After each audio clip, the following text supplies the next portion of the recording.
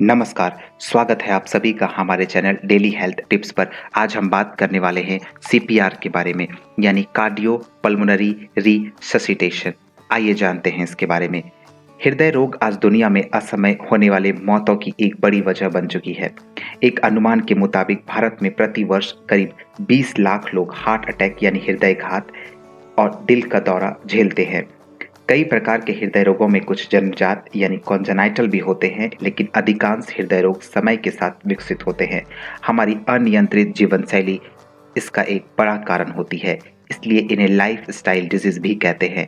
आमतौर पर हमें जो हार्ट डिजीज सबसे ज़्यादा प्रभावित करती है वह है हृदय की रक्त धमनियों का रोग यानी कोरोनरी आर्टरी डिजीज, एंड दूसरा है हार्ट वाल्व डिजीज, हृदय के वाल्व संबंधी रोग। चारों वाल्व में एक या एक से अधिक वाल्वों के खराब हो जाने से कभी कभी ऐसी आपातकालीन स्थिति यानी मेडिकल इमरजेंसीज उत्पन्न हो जाती है, जिसके कारण फर्स्ट एड यानी प्राथमिक चिकित्सा जीवन रक्षा के लिए अत्यंत आवश्यक हो जाती है। आइए जानते हैं हृदय गति रुकने के लक्षण, यानी how do you know when the heart beat stops. हृदय रोगों में सबसे कठिन स्थिति होती है हृदय गति रुकने के कारण मौत की आशंका। शारीरिक परिश्रम करते हुए, दौड़ते हुए, बिजली के झटके से या चलते चलते अचानक गिर जाना, खेलते हुए या तैरते हुए अथवा कड़ाके की ठंड के कारण बेहोश हो जाना हृदय गति रुकने के लक्षण है। दिमागी सदमा यानी मेंटल शॉक से, धूप और गर्मी से में अधिक चलने से या भीड़ भाड़ वाले स्थान पर घुटन के कारण मूर्छित हो जाना भी दिल की धड़कन रुकने का लक्षण हो सकता है। कई बार नींद में हृदय गति रुक जाती है। वाहन चलाते हुए भी अचानक हृदय गति अवरुद्ध हो सकती है। जब कभी हमें इस तरह की परिस्थिति दिखाई दे तो हम सीपीआर यानी आर्टिफिशियल वेंटिलेशन एवं कंप्रेशन देकर बेहोश हुए व्यक्ति का जीवन बचा सकते हैं। अब आइए जानते हैं कि बेहोशी के लक्षण, साइंस ऑफ अनकॉन्शियसनेस। प्राथमिक चिकित्सा यानी फर्स्ट एड देने से पहले यह पता लगाना होता है कि बेहोश व्यक्ति की हृदय गति रुक गई है या नहीं। मूर्छित दिखने वाला व्यक्ति केवल मूर्छित है या धड़कन बंद हो जाने के कारण मर चुका है। ऐसे कुछ लक्षण हैं जिनके आधार पर यह निष्कर्ष निकाला जाता है कि बेहोश व्यक्ति मृत है या केवल बेहोश ही है। और ये लक्षण हाथ या पैर को ऊपर उठाने पर निर्जीव होने के कारण तुरंत नीचे गिर जाना, आंखों की पुतली का बड़ा या निष्क्रिय हो जाना, सांस बंद हो जाना, नाड़ी का रुक जाना। हृदय गति रुक जाने से शरीर में खून का बहाव रुक जाता है और नाड़ी लुप्त हो जाती है। इन सब लक्षणों में सबसे महत्वपूर्ण लक्षण यही है। हृदय गति रुकने का पता चलने पर तुरंत कार्रवाई करनी होती है, नहीं तो बचाव मुश्किल है। अब जानते हैं what happens when the heart beat stops. दिल की धड़कन रुकने पर क्या होता है। हृदय गति के रुक जाने पर विभिन्न अंगों में ब्लड सर्कुलेशंस बंद हो जाते हैं। इसका तत्काल और सबसे पहले प्रभाव ब्रेन पर पड़ता है। अगर 4 मिनट के अंदर रक्त का प्रवाह यानी ब्लड सर्कुलेशन फिर शुरू नहीं होता तो दिमाग की कोशिकाएं या टिश्यूज या ब्रेन टिश्यूज पूरी तरह काम करना बंद कर देती है और इसे ब्रेन डेथ भी कहते हैं। मुख्य बात यह है कि कार्डियक डेथ और ब्रेन डेथ में 4 मिनट का समय होता है। इस अमूल्य समय में व्यक्ति को जीवन दान दिया जा सकता है।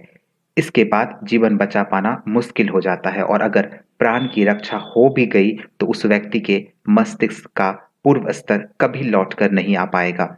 उसके सोचने समझने की क्षमता और स्मरण शक्ति पर भी विपरीत प्रभाव पड़ता है। इन चार मिनटों में 2 बातें सबसे अधिक जरूरी है। एक तो हृदय यानी हार्ट बीट का लौटना और दूसरा आर्टिफिशियल वेंटिलेशन क्रिया से फेफड़ों में ऑक्सीजन पहुंचाना।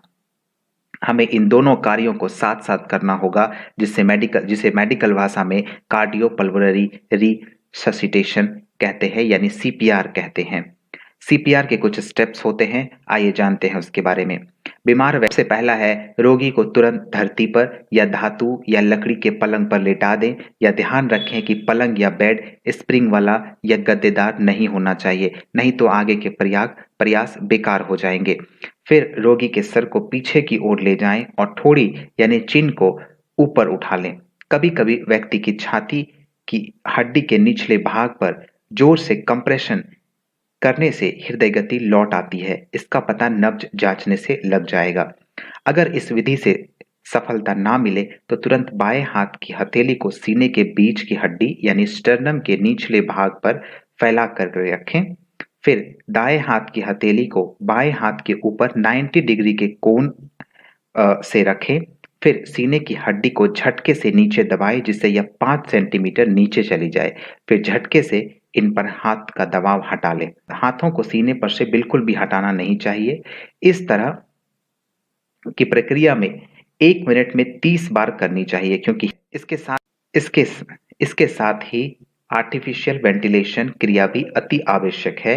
इसके लिए एक और व्यक्ति का होना ज़्यादा फायदेमंद होगा। अगर एक ही व्यक्ति दोनों कार्य करेगा तो पहले कार्य को करने में कठिनाई आएगी।